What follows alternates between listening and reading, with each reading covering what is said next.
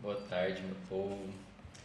Estou começando aqui essa semana no Instagram uma série que eu estou chamando de Fragmentos Psicanalíticos, né? A cada semana eu quero discutir por meio de um vídeo, de um texto, enfim, algum conceito fundamental da psicanálise.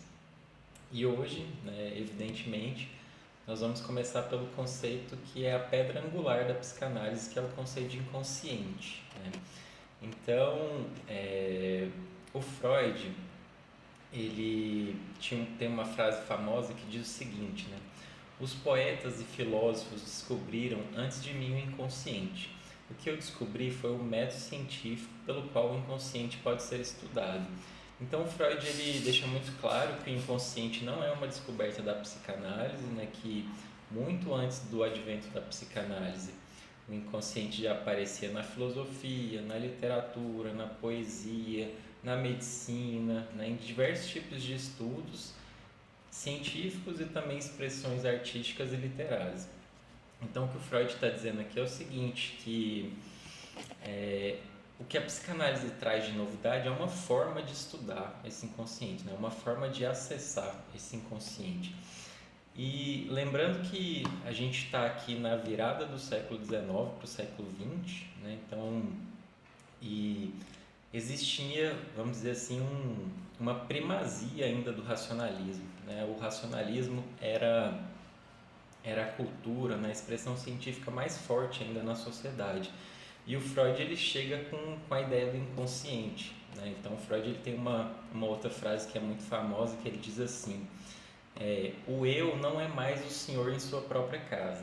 Então vocês imaginem, né, na virada do século XIX para o século XX, 1899 por aí, um médico chega para a sociedade e diz que o homem não é senhor mais na sua própria casa, ou seja, que o ser humano ele não é um ser racional, não é um ser da razão, um ser autônomo, um ser que goza de plena liberdade. Não, o ser humano é um sujeito que é guiado por conteúdos que ele sequer consegue acessar. Então a ideia inicial do inconsciente é essa.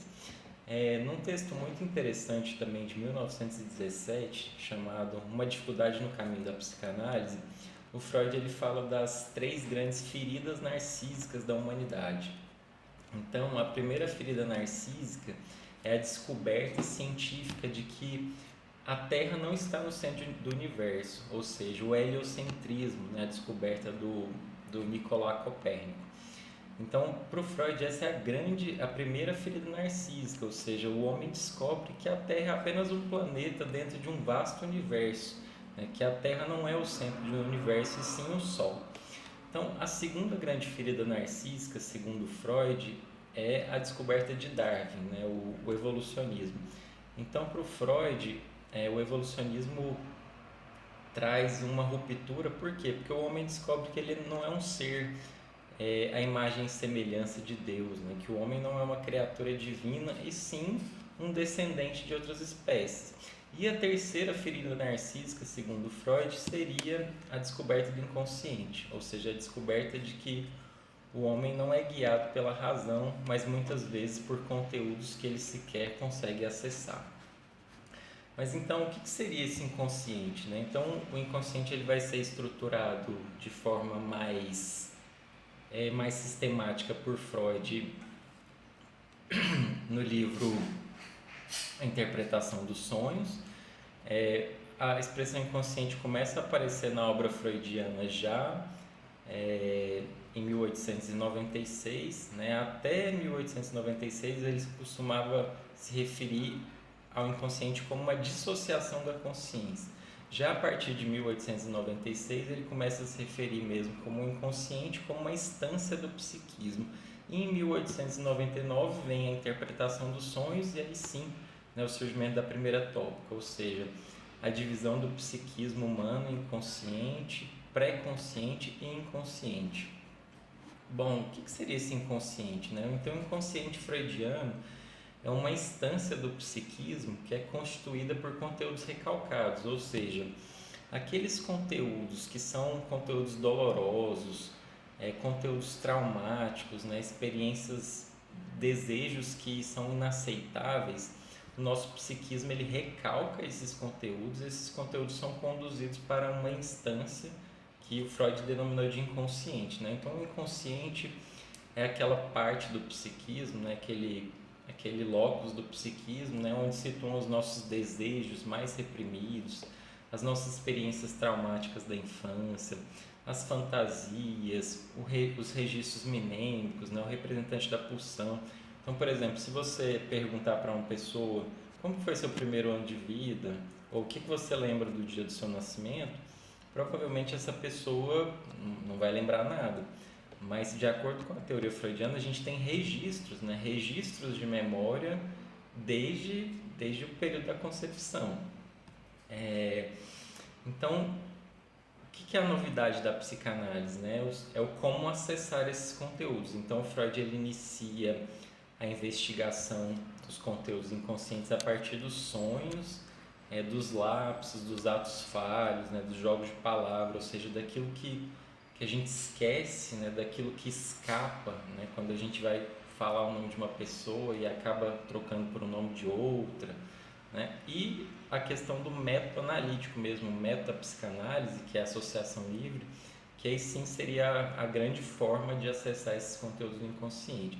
Então, a psicanálise ela se interessa muito, né, pela questão dos sonhos, pela questão desses atos falhos, desses lapsos de memórias, porque entende-se que é uma forma de expressão inconsciente. Então, por exemplo, todos nós aqui, né, já tivemos algum sonho que a gente teria vergonha de contar para qualquer pessoa, né? Sonhos assim absolutamente absurdos. Então, o sonho ele tem seus mecanismos, né? Seus mecanismos de condensar e deslocar esses conteúdos inconscientes. Né? Esses conteúdos inconscientes eles aparecem de uma forma, né, muitas vezes deslocada ou condensada. Então, tem uma anedota muito interessante que o Freud conta no livro Interpretação dos Sonhos, né? Que ele conta que ia pegar uma condução, uma carruagem, algo assim, e ele vira para o cocheiro e pergunta, né? Para onde o senhor está indo? Aí o cocheiro responde, não faço a menor ideia, pergunte ao meu cavalo.